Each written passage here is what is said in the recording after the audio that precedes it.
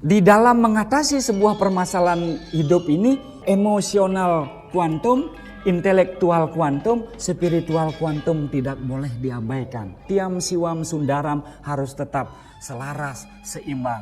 Supaya keberagamaan kita, penataan hidup kita tidak senam pucuk-pucuk.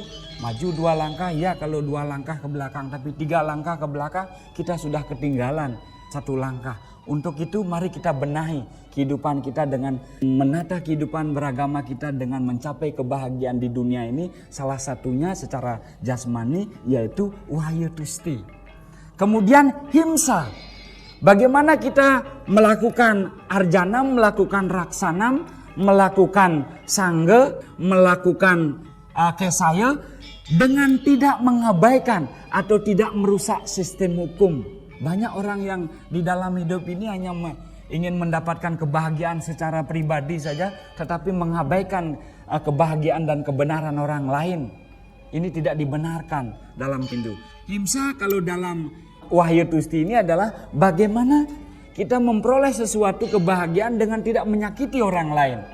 Nah, di dalam ajaran tapa ada yang disebut dengan ahimsa.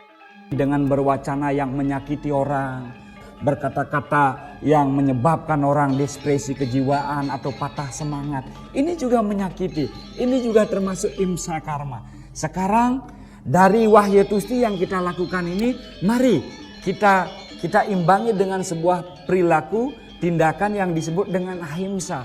Segala sesuatunya kita keluar dari hal-hal yang mengabaikan atau diskriminasi terhadap kemanusiaan, diskriminasi terhadap sistem hukum Satyam Siwam Sundaram yang menjadi payung hukum di dalam ajaran agama Hindu.